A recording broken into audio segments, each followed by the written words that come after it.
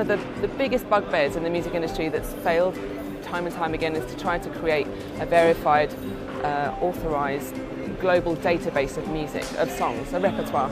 And it's failed time and time again because it's been about ownership. It's been about, this is mine, we're going to try and do this all to ourselves. But in opening that up and becoming an open database where people can author that and attribute their worth to that and potentially be a part of that payment in the future also makes these things possible.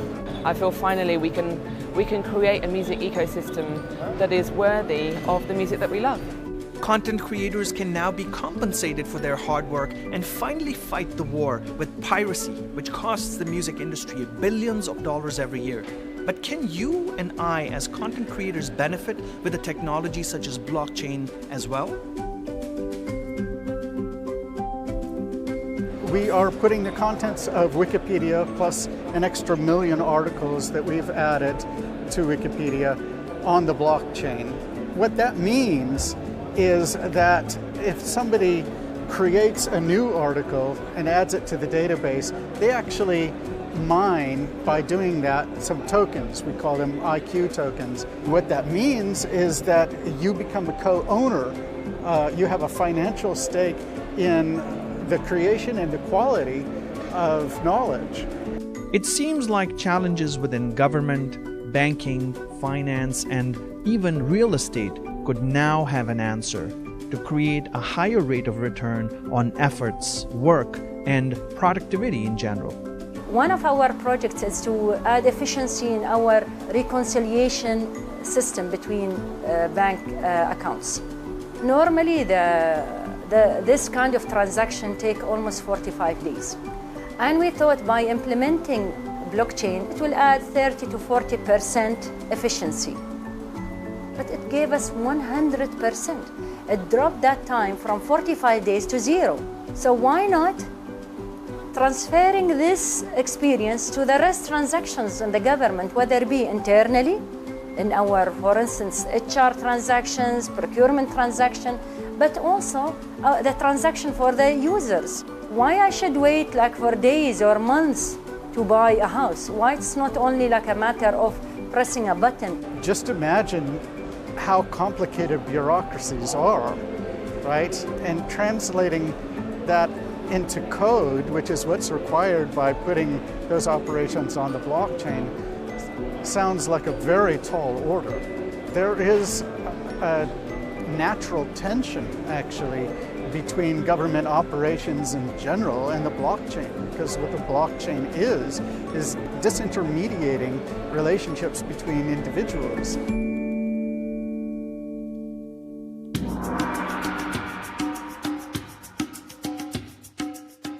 Distributed, disintermediated relationships, a distributed ledger, so many ways in which blockchain is defined today. But at the epicenter of every industry, services, products, and a profession is a pivotal need, something that forms the foundation of everything that we all inadvertently have a need for: trust. And when it comes to the complex workings of governments across the world, the need for consensus.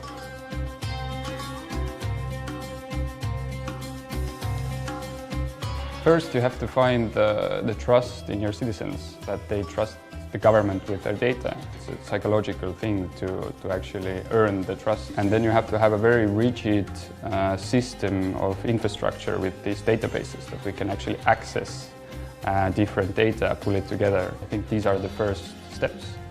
It's definitely not an easy journey, but to stay competitive, I do think it's necessary. In Dubai, we didn't take every sector individually. We took it from an experience perspective. So when we launched this strategy, we focus on 3 elements. The first element is to transfer the applicable government services to be 100% to be run on top of a blockchain. The second component to support building the blockchain industry in Dubai by attracting startups and entrepreneurs in this industry. And the third component to be a global thought leader when it comes to, again, the blockchain industry. When it comes to transferring the government services, we managed to bring almost 60 different bodies, whether it be government or non-government, and we came up with 20 use cases that by 2020 will be transferred to be run on top of blockchain. One of them is the real estate, but other is having health records on top of blockchain, educational records on top of blockchain, and so forth.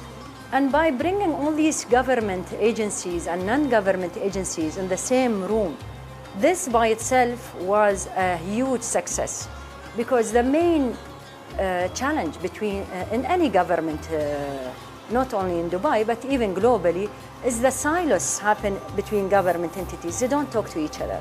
At the European Blockchain Center, we do workshops with politicians where we discuss what needs to be done and where to start. One very important building block is how you deal with responsibility and accountability. How do you regulate blockchain startups as they are virtual and decentralized and distributed in these autonomous organizations. So it's really difficult to say how to regulate them and where they are creating value. So it's important for these governments and for these political decision makers to understand how this system works and how they can contribute to growth and value creation in those countries.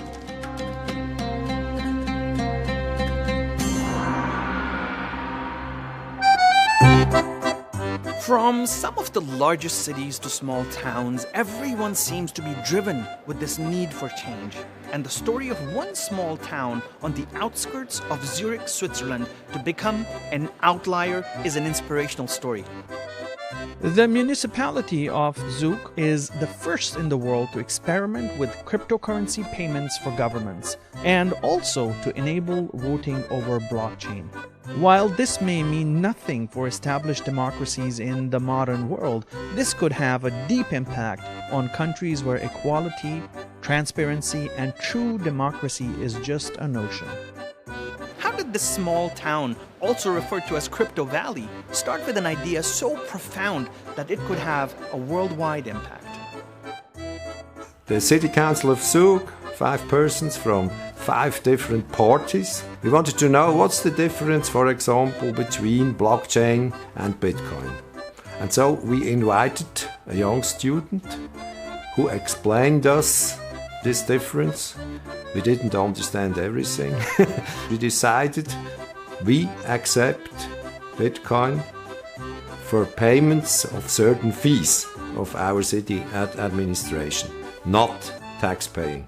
This would have been a little bit too risky, and we didn't ask any experts about this.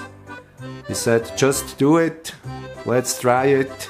And it was really the first time, I think, in world history that a city administration, that public administration accepted a cryptocurrency.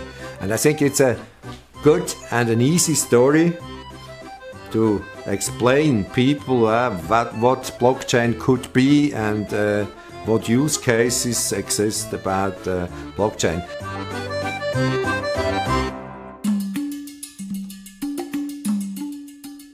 Collaboration, working together, and creating an ecosystem all seem to be the right approach, from creating think tanks to councils that help drive the mission. We've seen already many cities and even private sector approaching us to take lessons learned, but sometimes also taking the same implementation to be implemented in their cities.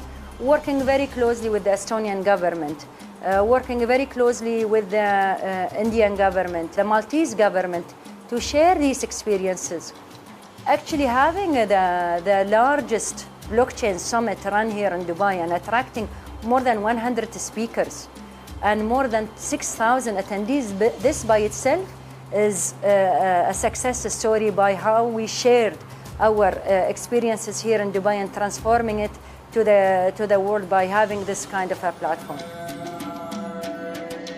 A lot of cities are working on smart cities. Well, you can use blockchain to build real smart cities instead of only talking about it. So focus on the topics which are already important in your city. for example, street lights with a sensor in it. And when the sensor or the street light is broken, the sensor triggers a smart contract, and the smart contract sends out a micro job.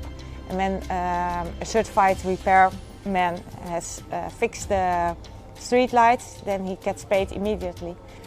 You can't only read about blockchain, you must also start these small experiments, and the technology is good enough to run those experiments, to understand better what will be the opportunities and also the challenges of blockchain for your own city.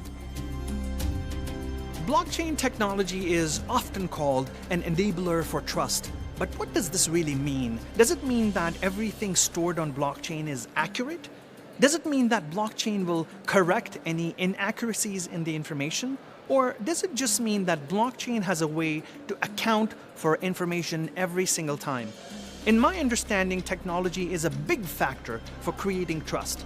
Just as we are sure that aeroplanes fly and cars can drive, that electricity will light up in a room at the flick of a button.